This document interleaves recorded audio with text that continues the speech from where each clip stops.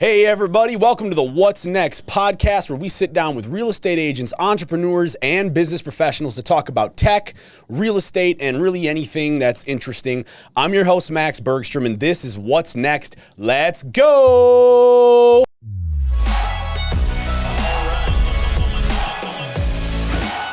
sit down with real estate agents and talk about how the industry is changing, thriving with technology. We look at strategy. We love it. Welcome to What's Next podcast. All right, everybody. Welcome to a very special episode 10 already. Tony, do you believe it? Episode 10? Yep. Of the What's Next podcast. I am so happy to be here with Mr. Grant Creighton, a top-rated real estate agent, self-described elder millennial, and he's got a passion for people and a desire to be actively involved in the next wave of development. Grant, welcome to the show. How you doing? I'm doing great. I really appreciate y'all having me on. Yeah. I've been listening to podcasts religiously for like the last 7 years. So first one ever, and could not be more thrilled. Awesome. Yeah. Well, how are we doing? Was the ambiance okay and everything? No, presentation's beautiful. I love the room.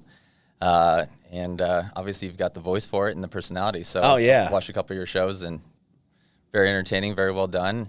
Excited to be a part of one of them. Thank you. Yeah. And you brought your life partner and CMO, right? Yes. Chief Marketing Officer. Yes. His name is Chief Timber. He was born on a Indian reservation, Native American reservation in Poway. Really? So he's technically Native American. So he's Chief Timber, but he's also the Chief Marketing Officer. I walk him around downtown a lot. That's where he grew up. He's the deal sourcer for sure. Yeah. He gets extra treats when he's landed a couple good ones. So he's a good guy. Yeah, I believe it. When we met you downstairs, he hopped out and he was like checking out the perimeter and kind of sniffing things out but he's absolutely gorgeous, and we just love dogs here. A lot of the people in the building bring their dogs, and it's super fun. Yeah, so San Diego's about as pro dog as any city. Totally. My family comes out and visits from the Midwest, and we're taking Timber to dinner, and they're like, "You're bringing your dog?" And I'm like, "Yeah." He goes everywhere. Yeah. I wanted to ask you about that, because I grew up in Minneapolis, St. Paul, so Minnesota, Midwest. You so was Colorado? Is that where you grew up? Born and raised in Colorado. Okay, so tell me about that. So yeah, born and raised in Colorado. I did my elementary school years in Chicago. My dad worked in commercial real estate for a company called LaSalle Partners. LaSalle was based in Chicago. Love Chicago. He got transferred out there. So first grade through fourth grade lived in Chicago, little town called Barrington. Mm-hmm. And then he had an opportunity to move back to Denver. So we moved back to Denver. So middle school and high school in Cherry Creek, Colorado, just a suburb southeast of Denver, about 20 minutes in this area called the Denver Tech Center. Yeah.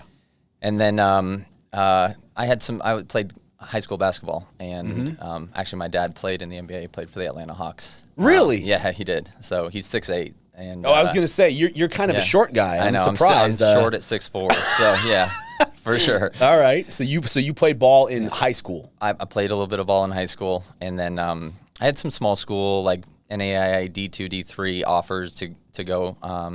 Actually took a recruiting trip to Point Loma Nazarene. Okay. But at the end of the day, I think I decided that I really wanted the big alma mater, sort of like I wanted to follow a school. So at the last second, I applied at Kansas and Colorado, my parents' alma mater. My dad played basketball at CU and met my mother in college at the University of Colorado. Mm-hmm. And came down to Kansas and Colorado, and I chose Kansas just to kind of, write your own script. And Kansas basketball program, since I've gone there, well, it was amazing before I got there, but what city in Kansas? So it's in Lawrence, Kansas. Lawrence, Kansas. But yeah, it's led to a lot of bragging rights over the last kind of 20 years since I started there, just because Kansas has been so good at basketball, and CU's had some tough years with basketball, but I'm still a big fan of CU when I can be, when they're well, they're obviously now in the Pac-12 now. So when I was growing up, CU was in the Big 12 with Kansas, and so we would play every year. Mm-hmm. And then there's been some breakup on that level, and CU ended up in the Pac-12. So I've actually seen some of the Colorado games in and around like UCLA and USC, but so Went to college in Kansas. I played a year. I kind of say it like I studied abroad my junior year, and I came back to Denver. I played for the University of Denver. I played a year of college basketball. I really wanted to play college basketball, but at the end, I ended up graduating from KU with my 5th year, and then that's when I had an opportunity to move out to San Diego because my mother's sister, my Aunt Susan, lives in Poway, and she. So what year is this when you moved out Okay, so here? graduated high school in 01. Okay. And then graduated college. Took me 5 years to get through. That's smart. It took me 5 years too. So I mean, might as well take your time. I get it. it. And then I actually went home and I to Denver after college, and I worked at a golf club called Castle Pines Golf Club, and I was a caddy there, and I made some decent money caddying for that summer. Yeah. Spent the next winter skiing, and then I moved to San Diego January of 2007, and then I have not left San Diego for the last 15 years. Yeah, because why would you? Right, this is pretty good place to be from. I'm like that too. Yeah, I moved here from Minneapolis, and it's like, I think about every now and again, like, would I ever, if I was going to move home, and then, and I'm like, why would you need to be anywhere else? I know San Diego is such a phenomenal It's place. gorgeous. Yeah. But, look, like Chicago is cool. It is. Barrington, I believe that's where the Academy is from. That band, the Academy is. Okay. You remember the pop punk kind of emo band? Yeah, you're gonna stump me on some music stuff. Got it. Like, hey, just Barrington stuck out. Denver, super cool town. Yeah. My band has toured through there a bunch, and at one point, like, several people from Minneapolis were like, they went out there to visit, and then within like 2 months they all moved there. So like Denver's one of the Denver's a hub. Yeah, it's a hub, sure. right? It's a hub. It's growing a lot. Yeah, it's so a phenomenal city. Okay, I miss it, but I get to visit quite a bit, so it's. Do you still? Yeah, you still go back. It's a good place to visit, and then it's great to come home to San Diego. Man, when you're flying into downtown right over San Diego, and you're like, this is my place. It's this cool. Is my jam. Yeah. It's cool. Yeah. Okay, so ball in high school in Colorado, ball in Kansas. Sort of. I tried to walk on. I came pretty close. But at the end of the day, so I'm going to school. College basketball is something I always wanted to play. I did not have aspirations of doing anything with basketball beyond college. And while I was playing, so my parents ended up joining a country club when I was in college. And when I came back, in the summers, I'd play a little bit of golf. I wasn't really into it, never played competitively, but I ended up caddying for the head pro at my country club, at my family's country club.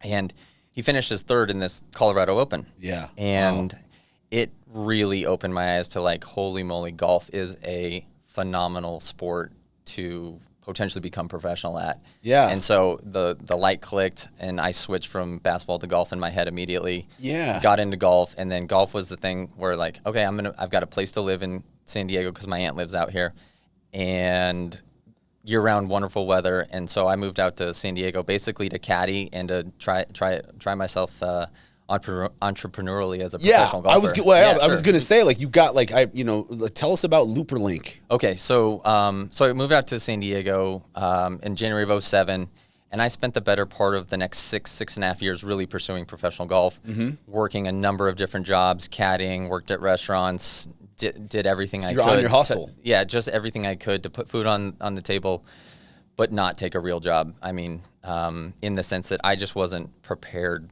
Nor did I want to sort of like begin a career. I kind of had always seen myself growing up as an athlete as opposed to sort of like a business. A 9-to-5er. Yeah.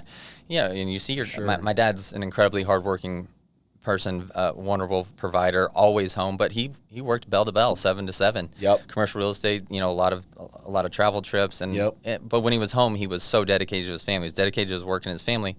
But on some level, I think maybe subconsciously, I was like, that life really isn't for me, at least for right now. And I just always kind of saw myself as like at 23, 24, I couldn't sit still. I couldn't sit in an office. I would go nuts. I mean, you're a musician. Like, I think you're probably wired a little bit of the right brain side where it's like, get me doing things. 90%. Yeah. So I get it. I'm a lot like that. So I spent 6.5 years pursuing professional golf.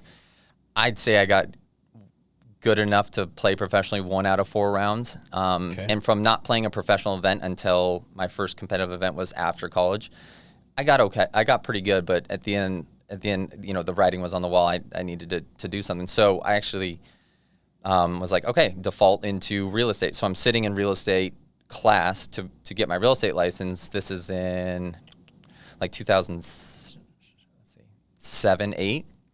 And I'm sorry, this is around 2009. And Uber had just become this thing, right? Uber wasn't even in San Diego at the time, but I had a really good friend from college that was one of the first employees at Uber. Was it in Denver? Or San Francisco? Uber started in San Francisco. Yeah. Okay. And it's funny, there's a guy named Ryan Graves who's a San Diego local guy. And Ryan Graves was the first hire. He's number 3 in Uber, and he's on the board. Holy crap. But Ryan Graves is the number 3 person at Uber, and he is now married to my college roommate's sister, Molly Heffinger. So it's Ryan and Molly. Wow. So small world. Small world. But my other friend was probably like the 14th or 15th hire at Uber, and he was like, "Hey, like I know you're in golf, but like this is gonna be a big company."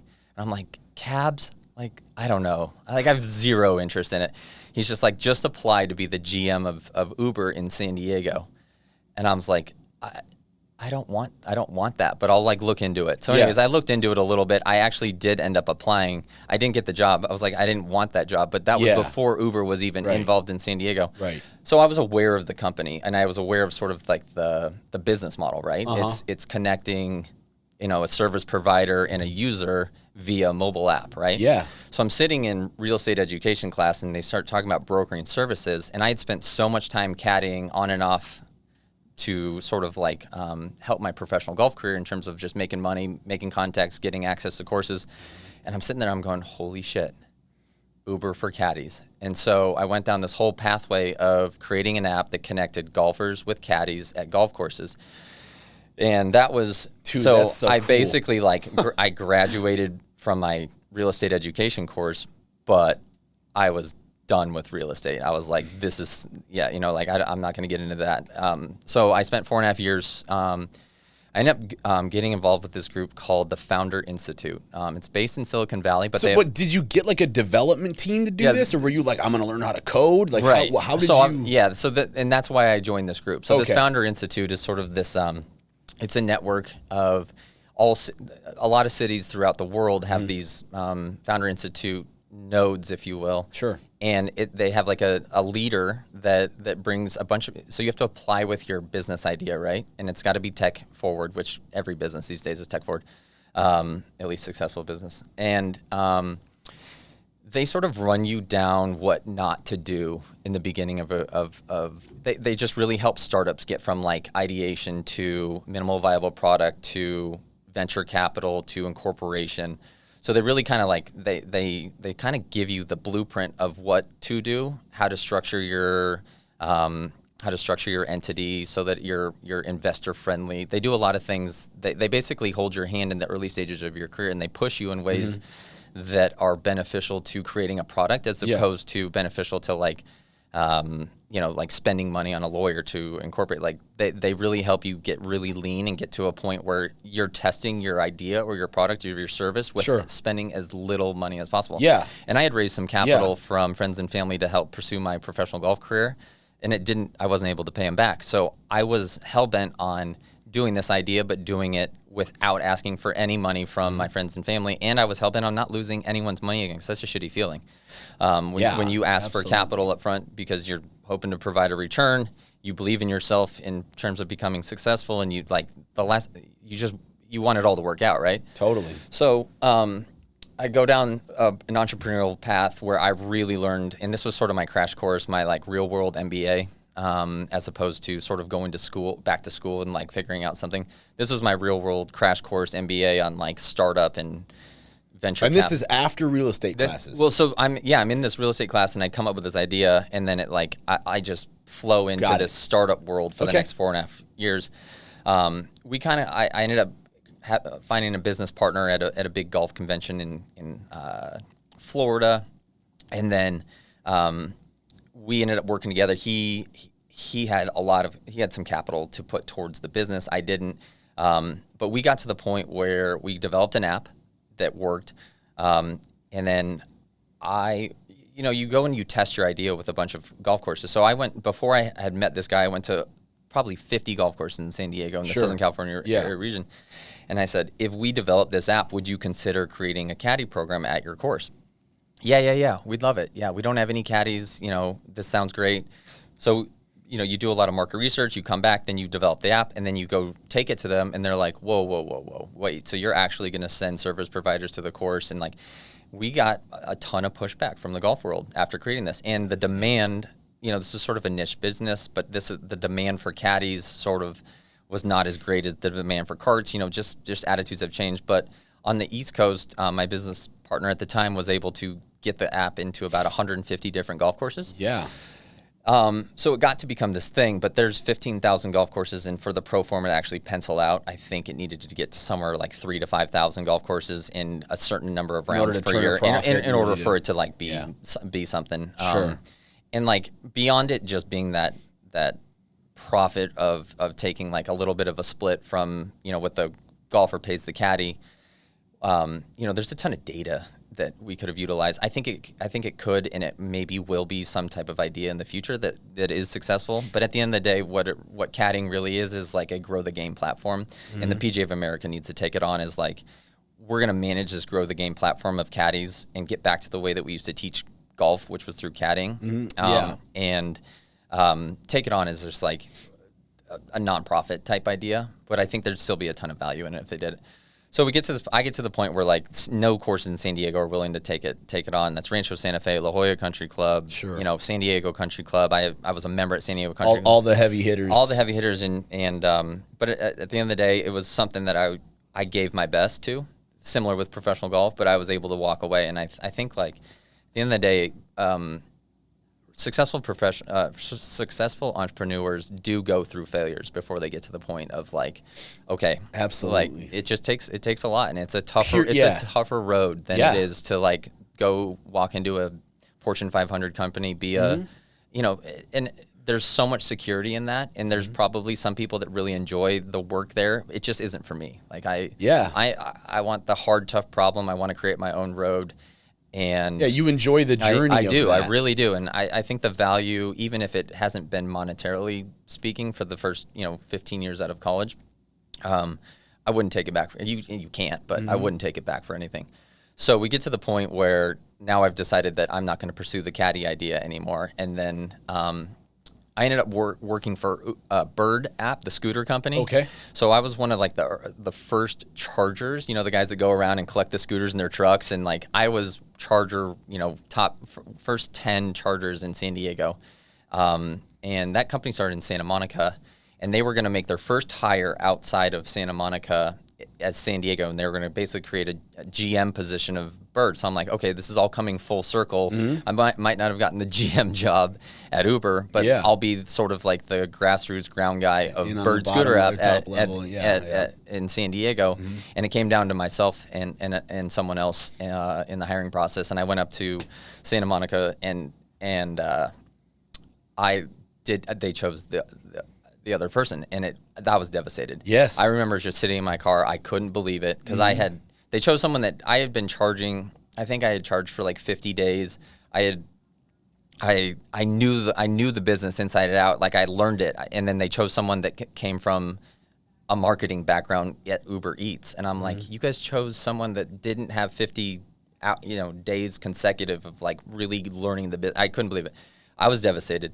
And I just told myself, I will never apply for a company again. I hate it in the first place. I'm doing my own thing. And I'm doing my own thing. And the only way that I really know how to do my own thing at this point is to become a real estate agent. So that's when I went back to the real estate education course, passed my real estate license a couple years ago. And then I've been in the business for the last couple of years, but then COVID hit. So got it. Okay. So so you had an interest in real estate.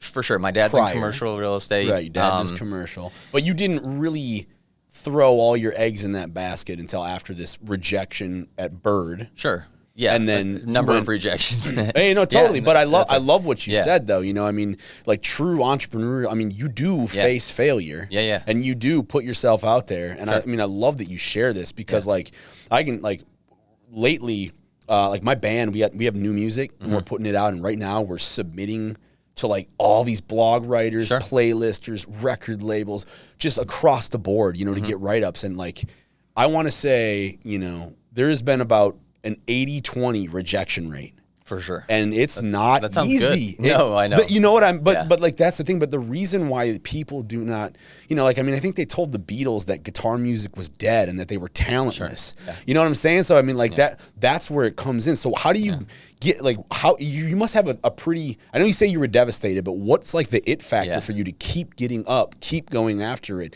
You know, you got no choice. And at the end of the day, I'm competitive. And, at the end of the day, I've never really looked for validation from other people. I'm just looking to solve tough problems. Yeah.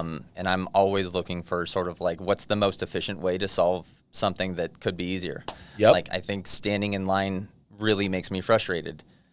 Because I'm like, why? There's got to be a better way. And I mean, the whole advent of like, even there's the simple app of being able to order your coffee before you get to Starbucks and you walk in and pick it up and there's people in line. You walk by them in line and you grab your coffee and it's good. It's ready to go. I'm like, yes, this is me. Like the efficiency. Like let's do things as easily as possible. For sure. Well, so then I did a bit of research on you. Sure. And I know that you are knowledgeable about cryptocurrency and you're a real estate agent. And so there's this I believe on one of the bios I read about you, you were consider yourself a crypto entrepreneur with an emphasis on real estate. Sure. All right. I like that. I don't know where you found that, but I'll take it. I found it. I like it. But there's this excerpt here that I got, which I found very interesting, and I just want you to speak on it a little bit. Sure. As we on this show, we're talking about real estate and where it's going and what's coming next. And so, but I'm going to read this. This is from a post, I believe, that you put up maybe on Twitter, and it was shared on Instagram. It says, quote, I want to be a crypto entrepreneur with an emphasis on real estate. I don't know exactly what that means, but the better I understand macroeconomics, the better real estate professional I'll be. You talk about Bitcoin. You talk about world financial systems, humanity 2.0. Yeah. I mean, you seem like you have, you're a visionary. Like when I talk to you, I mean, I can tell you're a guy who's like, my mind wants to solve problems. Mm-hmm. I put column A with column B, and how can we speed that up? Sure. How can we be more efficient, faster, more transparent, make stuff easier? So talk to me a little bit about what you do differently in real estate and how you see crypto coming into that realm. Sure. So, entering the real estate world, you're sort of stuck in the systems that are that's just the way things are. That's the way they've been done along. Like pertaining to the transaction. Yeah. Like absolutely. This is step one, step two, marketing step is three. like this. You do open houses, you grind. Yeah. And then the real estate transaction goes like this. Mm-hmm. And there's these 20 people that are involved in the escrow process, lending. And so you kind of get to this point where it's like, I want to be an entrepreneur, but I guess with real estate, my mindset was like, I guess the only real thing you can do is market yourself differently, right? Mm-hmm. But totally. At the end of the day, COVID hit right in the beginning of my real estate career. I had just sold my first few homes. I was doing open houses, and he's dreaming. He's dreaming, and he's chasing squirrels in his dreams. See his little foot? He's chasing squirrels. I love it. Yeah, I love it.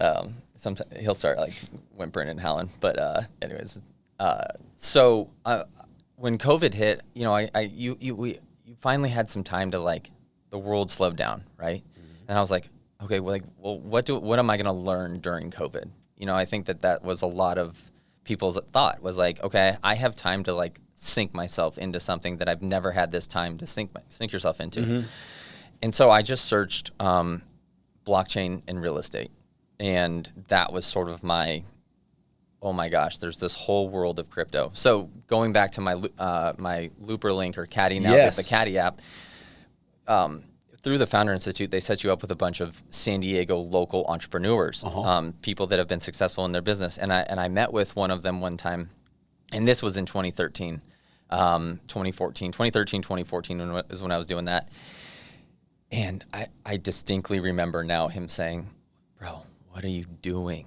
Like, this is a fucking headache of a business. He's like, talking about blockchain and real estate? No, talking about my caddy business. Oh, got it. Yeah, he was like, "What are you doing? Like, this is a nightmare. You're like, you're chasing, you're hurting cats, right? You have a bunch of like like caddies are known to be like crazy people that are unmanageable, Sure. right? You've seen the movie Caddyshack. Of course. Yeah. So Absolutely. I mean, that's what it's like. It's a classic. Yeah. So he was like, "What are you doing?" I'm like, "I don't know." Like just trying to do something. He was like, "Just get Bitcoin." And I was like, "Bro, I'm not a mathematician. I don't know how to mine. Like I don't even know what I mean, Right. like I know about it, but like what? No, I'm not a math guy." Yeah. I had no idea you could just go buy it, and I didn't look into it at all. But what was it, like $100 or $200 at that point? And now Bitcoin's Tony, Tony invests in crypto, and he actually got me into investing a little bit in it. He knows a little bit more about it than me, but I want to say, like, Tony, you look at what like Elon's talking about and like other people, and you've got like a lot of news reports on the inside where you seem to know, like, what are the good sources that you look at? Well, I check out the data from Robinhood. I usually use Robinhood or Bitcoin. I just check the data and also what's the Reddit. Yeah, I check Reddit a lot. What they're saying about like market, and not only crypto, but any like. Yeah. And you've got some is it Doge or Dogecoin? Dogecoin. See, I don't even know how to pronounce. I'd say Doge, but yeah, it's Doge. It doesn't matter. He's got like, I have some of that. I've got some Ripple or XRP, but like when it comes to like when to trade and what to buy and how to do it, I mean, I have no clue. I have no clue. It's tough. It's kind of like a gamble, right? Because when you hear about a stock making money or something making money, it's already too late for you to invest. Yeah. So it's like you need to predict, and it's a lot like gambling. Yeah. There's two different types of way to look at crypto or investing, right? You're either an investor or you're a trader. So, So I think if you're not a trader, you're an investor. So there's a couple that, you can dollar cost average where you're so just this guy was telling you to be an investor. He was just saying, look into it, get it. Okay, get it, because it's the future. Got it. And I just was just like, I don't even know what you're talking about, dude. Yeah, because I thought the only way you could get Bitcoin was to mine it, and I didn't even understand what mining was, other than the fact that I knew you needed heavy duty computers and you had to solve really tough math problems, cryptography, and. So anyways, it's just sort of like, I remember him saying it distinctly, but I also remember my thought process of like, I'm not that person. But really at the end of the day, I should have looked into it further, but I still feel like we're early for a number of different reasons. So, I think it's like 2 or 3% of the entire world has some exposure to cryptocurrency. Somewhere around the neighborhood of 25-30% of Americans have some exposure, and that's increasing, but it's still very minimal exposure compared to what I think it will be in the future. I mean, cryptocurrency in general right now is somewhere around 1.75 trillion. It's been as high as pretty close to 3 trillion this market run. And at a minimum over the next 4 years, I think it's going to 10 trillion. So I think you can just look into the greater landscape of cryptocurrency, and that like the two big heavy hitters are Bitcoin and Ethereum. Yes. But there's plenty in the top 10, and obviously there's moonshots outside of that will make new age millionaires for sure. Yeah. And billionaires. So there's actually property technology companies. There are a lot of now blockchain based property technology companies that are utilizing. So there's cryptocurrencies, right, which are just sort of like Bitcoin is a peer-to-peer, like you can send from one person to another, right? And you don't need that third-party trusted source of banks. It's all run through the software. But with the difference between sort of Ethereum and Bitcoin is Ethereum is an open source blockchain. And blockchain is just the underlying technology that powers these cryptocurrencies. And so blockchain is an immutable ledger of history. So like in Bitcoin's terms, it's like every 10 minutes around there's a block. And it's basically miners have secured all the transactions that have happened within the crypto, through all the exchanges and anything that happened on the blockchain, it basically gets time stamped as this happened, and then it moves on to the next one, and you cannot change what happened. Right. So it's this immutable ledger. But with Ethereum, so the only thing with Bitcoin you can do right now is essentially in layer one wise is just it's just currency, right? Mm-hmm. Or you can look at it as a security or a store of value. But with Ethereum, it's an open source. So Vitalik Buterin that invented Ethereum, it's open source, which means it's programmable. So not only can Ethereum act as a currency, but there's all these other decentralized apps that are being written, or protocols or companies or technologies that are written into the Ethereum blockchain. And one of those happens to be, a lot of those are going to end up falling somewhere in the line of real estate and how real estate is, more secure, more transferable, more liquid, and more transparent in terms of. So if you think about it, the way that real estate's set up right now is you've got your title and your deed, right? And then you've got property information, who owns it. Mm-hmm. All of that is sort of stored, that your title's stored with local agencies, and who.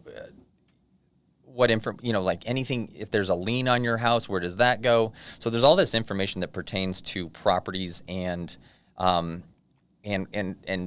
what would have to come to light if you were to transfer that or sell it, right? Right. So on some level, what we're trying to do is digitize those rights and get that onto a blockchain that basically says, from a decentralized standpoint, and there's thousands of nodes that say Max owns this home. And he bought it for this price, and like an NFT, exactly like an NFT. So that's where it's going, where you're digitizing your records, your home ownership records of title, your deed, any property information. You create an LLC, so you create it as an entity, and then you associate that entity with an NFT, and an NFT stands for non-fungible token, and you're just saying it's a one-of-a-kind digital entity, and then that token can represent your home ownership rights on the blockchain, okay? And then what's really neat that's going to happen is the tokenization of real estate. And like Web 3.0 in general, so the early internet days were just like, you would go and observe what, a few people had done the internet. Internet 2.0 is all about us, Facebook, all the, Amazon. So commerce started in Web 2.0. User-generated content started in Web 2.0. And then Web 3.0 is all about creating this third layer of value of every single thing in the world. So it's the internet of everything, the internet of things. So your refrigerator is connected to the internet. Yeah. But what we're doing is we're saying that the whole world is its own. All these things within the world, the real world, are unique in and of themselves, and they actually have value. Whether that's you playing video games at home or whether that's something that you own in the real world, you can create a digital version of that in this metaverse, right? Yeah. And how, and then that is going to have transferability of value. So you're going to be able to take all these things, and same thing with your music. So like, you're a guitar player? Singer, guitar player, yep. Writer, songwriter. So if you're a songwriter, what if you come up with some like, really good, chorus or some riff on the guitar? Yeah. You can essentially create an NFT that represents your riff without having to go through getting a copyright and all that stuff. Correct. This is the copyright. Right. You're cutting out the whole idea of Web 3.0 is we're cutting out a lot of the middlemen. Right. And so in real estate, then it's like I no longer need to have like the tangible title and all that kind of stuff, because all of this can be done on a block, like through blockchain. Okay, and it can, but the blockchain in crypto is not going to be some type of like utopian panacea of like it makes real estate perfect. And it's also not something that can circumvent local and federal jurisdictions. All right. So there are parts in the world where, yes, like you can actually upload an NFT that represents a property.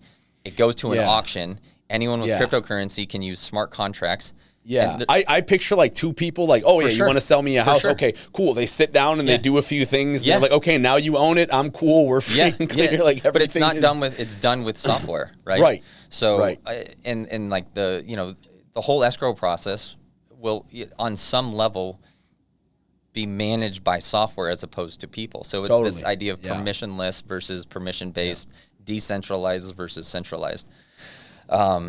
So that's fascinating. Yeah, I mean it's super interesting. So when you can sort of like create an NFT of a real world good, right?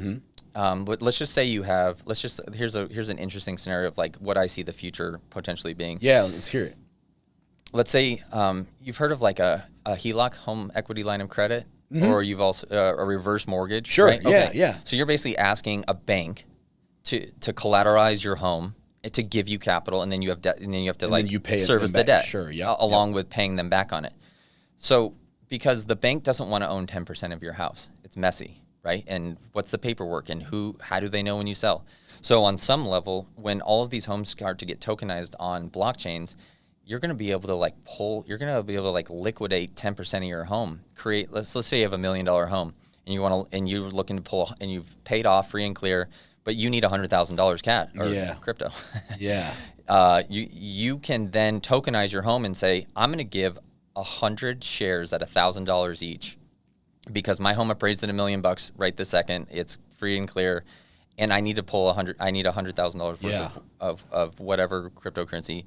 And then you'll be able to basically sell 10% of your home off to a world of any investors, cross-border, neighbors next door.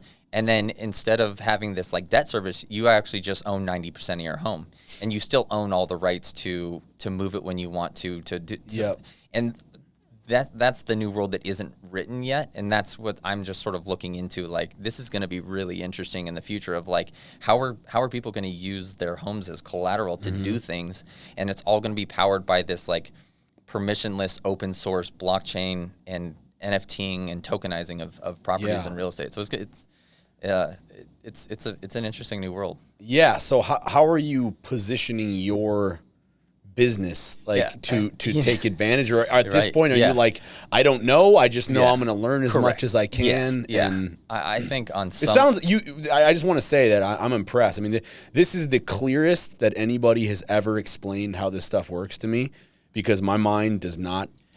I'm usually like, let's just create stuff. And and Tony's tried to explain this to me before, and it's not because of him. Right now he's like, I tried. But no, like that was really good. Okay. That makes it pretty crystal clear. Yeah, and that's just one use case, right? And I don't even know if that'll actually ever happen, or if it'll happen like that. That's the potential. But that's the potential. Not only for houses, right, but for anything you create. No doubt. Yeah. Sounds, art. If you, it's how you're going to sell goods and how you're going to represent ownership. So, the NFT. Tony is a content marketer, and he's got his YouTube channel, and that's his big thing. And so he, like Gary Vee, started talking about NFTs, and all these other big content guys are talking about NFTs, and then he was explaining that a little bit to me, which I was still a little unclear on. Like, how do you do that? How do you say, I created this piece, now I want it to be an NFT? Like, what's the process of that? So you have to put it into the blockchain, right? Sure. Like, and you use, I think this, what was the website called? Like OpenSea and things like that. It's like a website that helps you codify that and make that unique code for that specific, let's say. So I could do that for any of my band songs. Anything. I could run them through, make them NFTs, and then how would I leverage that later? You can, the way that I seen it is that the success of your NFT, if you're an artist, is linked to your success in social media. Mm-hmm. Okay. So Kings of Leon just did something pretty interesting. I don't know if you heard or read anything about that. Okay. 100%. Oh, no, I know. I know the band. I know you know who they are. Yeah. What did they do? They released a new album, and then I think for each of the songs, something along the lines that they created an NFT that sort of represented, like, this is the one digital item that is just going to represent this song. And then they just sold it, and they just basically created a marketplace out of one digital item. But what do you mean by digital item? Was it a sound this bite? Unique code? No, it's like it's really interesting too, because it's like, are we talking about they have ownership rights or equity within the song or the band? And it's just it's supply and demand, and it's just people wanting like. They sold these things called golden tickets, right? So Kings of Leon tours all over the place. Mm-hmm. Well, what they did is they created like 50 super golden tickets, and they sold, I think they sold them for at an average of $90,000 a ticket. And all it means is anyone that bought that NFT that represents the golden ticket, they're going to have this at every one of their concerts. They're going to have a special section for their golden ticket holders. And then if you own the NFT, you can then create a special NFT to sell that ticket to someone that wants to go to an NFT, go to a Kings of Leon concert. Who determines the value of these things? Though? Like that's what's so crazy about it. This is the free market that I think libertarians and Bitcoiners and self-sovereign individuals are like. We have so many middlemen that really limit what the market could be, and this is this whole new decentralized, unstoppable second layer of value. That's always been the beauty of art too. Like to me, like, you know, one person can look at something and be like, this has no value to me, and another person could be like, that has all the value in the world. Correct. So it doesn't matter. It doesn't matter if it has value to you and not to someone else. But if it has value to someone, this is a way to like legitimately sell and distribute it. But think about it. If you bought a super ticket at $90,000, right, and then and you own that in perpetuity, as long as the band keeps doing that, you might make money on purchasing that golden ticket, because every time they go play a concert, you might be able to sell that amazing seat for $1,000. Well, what if they play, 100? What if they play like that is so crazy. Yeah, if they play more than 90 concerts and you sell it, like eventually. Or you could make half of it back for 45, and then you could sell it for like 150 in the future. So it's like just by owning equity in a golden. It's speculation. It's access. It's ego. Like, I own the golden ticket, one of the 50 golden tickets for Kings of Leon. Tony, how do we get into that, man? And then what? What he's talking about? Like, you create stuff, I create stuff, he creates stuff. That's where we're going. We are rewarding the creators and the doers with the opportunity to capitalize on your creations, as opposed to waiting to become famous. So like, or waiting to have somebody else be like, I don't think this is any good, or have somebody say, yeah, this is good. For sure. Like, if you're a front end designer, right? And for you, like, go to college and you do all this stuff for companies, and you like are not paid a ton early on in your career, but you get really good. And then all of a sudden people end up overpaying for your work, because that's the only way you're going to make up for the 10,000 or 20,000 hours you spent becoming a phenomenal artist. Right.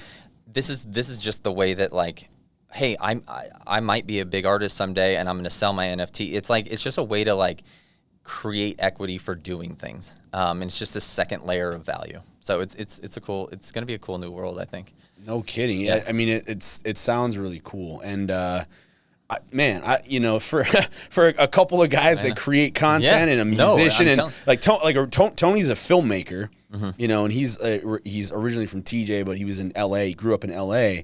And so, he makes films, and I'm a musician, and, we do stuff here. But I mean, man, like, I've always felt like anything I create, no matter what, like, it's got intrinsic value to me, and maybe to a handful of people out there, they might think this is cool. But besides that, in order to get value for it, some executive somewhere has to say, "Oh yeah, this is good." Yeah. So exactly. I mean, that like, you're sitting blows around my mind. You're sitting around waiting for someone to find you, when you're like, I've found myself, and I believe in myself. And then if you can find someone else that also believes in you, you don't need that executive to like front you. Yeah. So. And for that, I think, and for NFTs, I think, like I said, I think social media, if you have a big following on social media, then your NFT has more like percentage of success to be sold. Yeah. So, I mean, before we came in here, we were talking about social media a little bit. Yeah. And, you were saying, I don't do social the best. I'm more of a... Close. Well, so, I mean, is that like, are you going to incorporate more of that in the future, or is that kind of just something where you at the end of the day, I think you've got to have a digital storefront as a real estate agent. What I adamantly opposed was being a cookie cutter digital representation of a real estate agent. The just listed, in escrow, same haircut, standing in front of the home with the just sold next to you. On some level, that's more ego driven. The only thing I'm going to feel comfortable with is providing some type of value. And so I kind of feel like if this is the future, and I can teach, brother, this is the value right here. Then the value is in the teaching. The value is, I have a really good friend named Joshua Metcalf, who wrote a book called chop wood, carry water, pound the stone. But he always says, like, don't put yourself out there as a resource first. Don't ask for anything. Oh, yeah. Just give, 100%. give. Value. Throw shit up against the wall, see what sticks, give more, show what you're learning. And in that process, you will get people that, like, learn with you, but at the end of the day, you're still the expert. And then they come to you when they really need to transact. So on some level, I've been slow at doing that. And I know that, you need to put out some content for yourself about, I mean, I'll be perfectly honest with you. What you just shared with me and Tony and how you described it, I know so many people that are artists, performers, content creators, and musicians that when this episode is done, I'm going to put this all over my social and be like, dude, Grant knows, like, you have to listen to this. Okay. Because, like, this is how, I mean, you know, if you ask me personally, like, yeah, like, real estate, you're a real estate agent and all that, and this is going to work for that. But, I mean, just to add value. Sure. Dude, what you just told me was huge. Yeah. So, I've had this brand that I want to start, and it's called 70 by 70, 70x70. I was trying to come up with I wanted my own, like, brand of real estate. And so I watched one of your earlier podcasts, and you did a bunch of random facts on San Diego. Yeah. And so it was cracking me up because I'm trying to figure out this name, and it's really hard to, like, name a brand and, like, come up with something that means something, but there's also, you know, not too niche or typecasted in a certain way. Right. So I had some friends over, we opened up a bottle of wine, and we're like, let's just start throwing names out of, like, what does real estate in San Diego mean to us? And so I looked up like fun facts on San Diego. So it just so happens that the average high temperature across San Diego County is 70 degrees. And the number of miles of coastline in San Diego is also 70 miles. Really? So I, like, had this idea of 70 realty or 70 real estate, but with now I'm getting into crypto and blockchain and real estate. The 70 by 70 is sort of an interesting name. Have you heard of 7 by 7? It's the San Francisco brand it's like a magazine, and it's basically the culture magazine. I haven't. It's kind of like the San Diego. There's some, like, the San Diego or the Pacific magazine, or so it's like a lifestyle magazine. It's a lifestyle magazine. Yeah. Thank you. So the top of San Francisco's little finger is 7 miles by 7 miles. Okay. So it's like it's kind of like a play off that, but it's San Diego's version of 70 by 70, 70 miles of coastline, 70 degrees of average temperature. And, like, so maybe we can get into this. We haven't really talked about this, but I think about, like, I really think I feel the climate change. I don't know what it means, but I feel it, just sort of in, like, my core. I'm just like, shit's changing. And so I'm like, I'm starting this, I want to do this. And what I was getting at is I want to start a club called 70 by 70. And all it is people that get together and figure out this new world of Web 3.0 and value. And let's get creative people together that create content, that create things. And like, let's figure out how to, like, provide value for all of us. And let's build businesses with crypto and blockchain, whether it's real estate or whether it's music or whether it's content creation. Yeah. Well, and, like, you know, building in marketing in general, building communities is huge. Right. Especially right now. Right. And with the tools that we're given on Facebook, on Instagram, on LinkedIn, on TikTok, whatever. But, you know, building communities and adding value to communities. I know guys that have businesses that they've built solely on social media by building Facebook groups. Yeah. And building community, and then, you know, they use it to convert sales. Sure. But, I mean, it's very look at me, look what I've done. It's totally, you join, we share. If you want more resources, I can help you. If not, no big deal. But you are going to get value no matter what. Yeah. On some level, I want to start a group of really smart, individual, fun people to hang out with, because that's fucking awesome. At the end of the day, I'm also a real estate agent. Hey, if you ever need some help buying or selling your home, maybe you'll consider me, because I'm doing this not only for the value of what we can create together, but I'm doing it as, like, my subliminal Yeah. marketing, because I can't do that like in your face, look at me, real Yeah. estate marketing. It just doesn't fit my personality. Yeah. But if Well, I and can- not only that, but I mean, I'm a millennial. You're what? Are Yeah. you 39? 38. 38. So I'm 36. Yeah. So you and I mean, in the same boat. Right. And I mean, when we were just talking about this, when I don't buy something from somebody unless I know pretty much everything about him that I possibly can. Sure. You know what I Yeah. mean? So that's the thing. And I mean, yes, you're a real estate agent, so you having a group like that would be valuable, but also anybody that comes in, they're not going to feel like you're selling them anything, because Right. you can be like, oh yeah, and Tom, he's an auto mechanic. Yeah. You can talk to him if Sure. you're in this group. Yeah, just a and then connector. Tony, he creates, he's a video content guy. So Right. if you're in here and you need video, ask him, talk to him about it. It's just value, and everybody's together. I mean, that's great. And that's what's been so cool about just getting into crypto and talking to people. I had an hour-long conversation with a billionaire like 2 months into looking into crypto, and I'm like, wow, this is a powerful thing to be looking into right now. Yeah. And I am sitting in my first podcast having a great conversation, and then like, who knows, maybe we're all buddies at the future. So anyway, Never know. There is there's a company called Edge Wallet, which is like a cryptocurrency wallet. It's a decentralized wallet. They're headquartered in San Diego, and Paul Pui is the founder and creator of it, one of the co-founders. He has this monthly meetup group, and then this upcoming month, there's a group called Super Rare, which are NFT creators. They probably do things with the OpenSea website. So anyways, you guys should come. I'm gonna go there. I might give some, I don't know if this is the one, but one of these times I'm also gonna give a little presentation, sort of similar to what we just talked about, the tokenization of real estate. But yeah, I'm really trying to put myself out there as like, this is the collaborative open source learning. I don't know everything. I'm not the expert, but want to become But the you're expert. clearly knowledgeable about I'm this. knowledgeable. I can have the secret crypto conversation in front of people, and Right. And if you're sort of a successful real estate agent, but you're not going down this path, I'm not saying that tomorrow it's not going to affect you, but I think in 5-10 years, if you can't speak this language or operate within the Web 3.0, like it's going to be hard to get business. And I'm banking my career on like, I might suffer in the interim a little bit. I don't think so, because I'm already meeting amazing people, and it's already had like amazing benefits. I feel like I'm trying to solve a tough problem before other people, and then in the future, I think it'll pay off. So That's awesome, man. Well, listen, thank you so much for coming on the podcast here. I appreciate it. I can't believe it's over.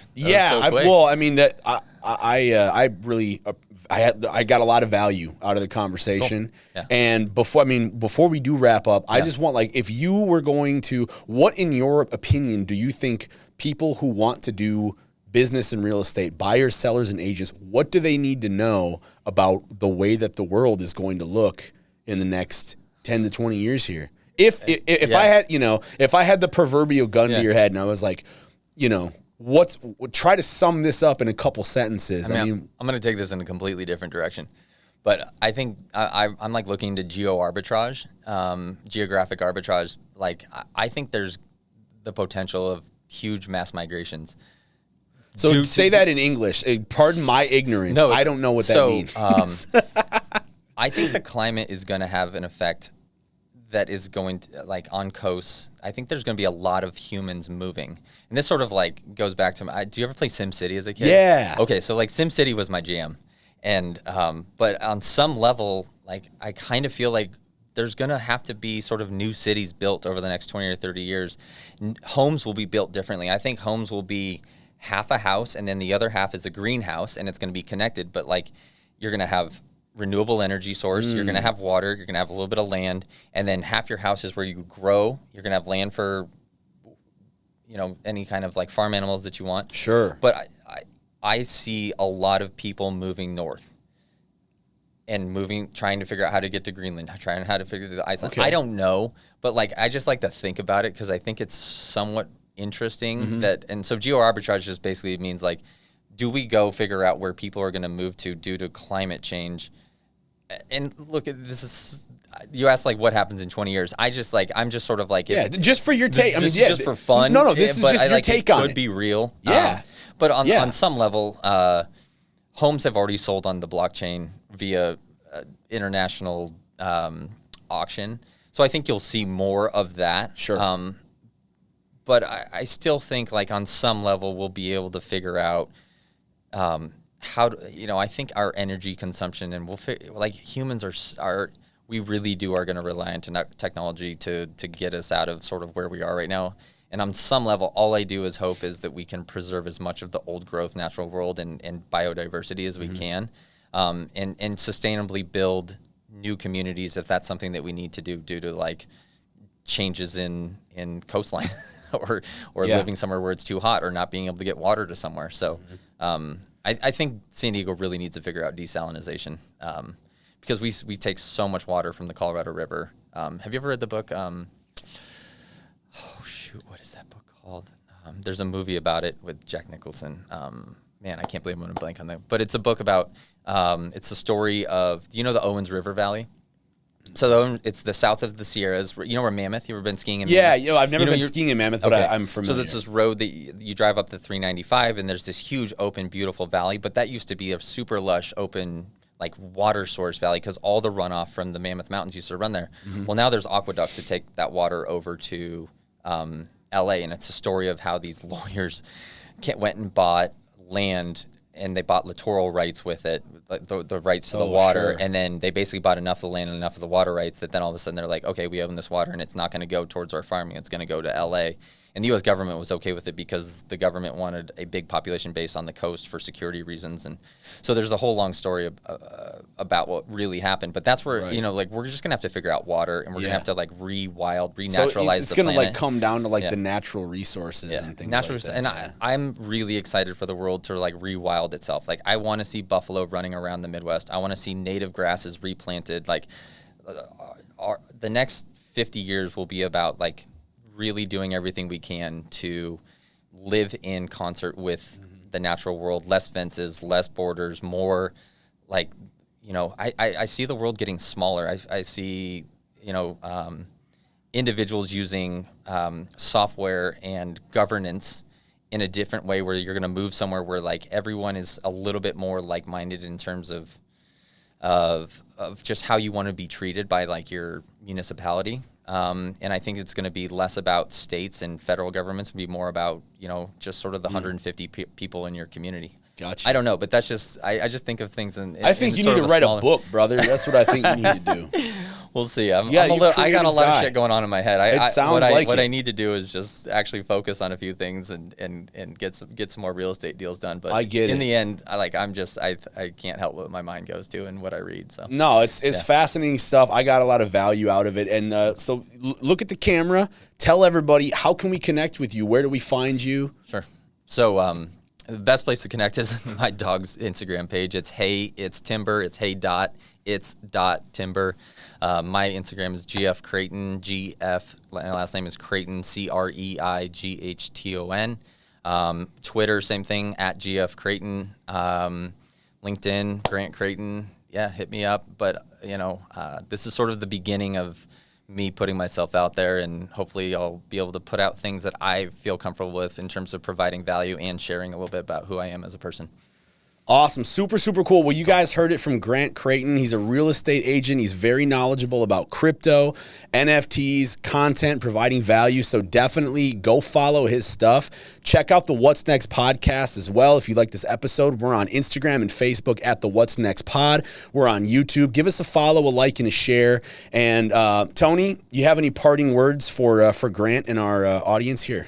Well, it was very valuable. Like there were things that, like I said earlier, my knowledge on crypto is very basic, so you pretty much you just leveled us up like 2 or 3 rounds, dude. Yeah, for real. I can do that. That's amazing.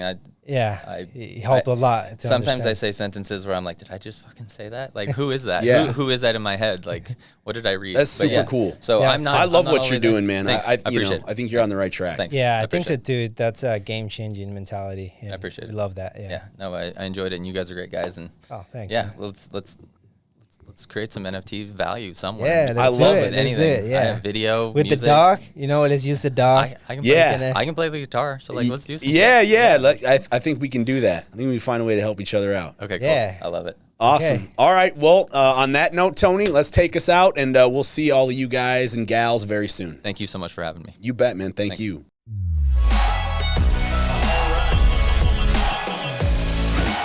We sit down with real estate agents and talk about how the industry technology. We look at strategy. We love it. And welcome to What's Next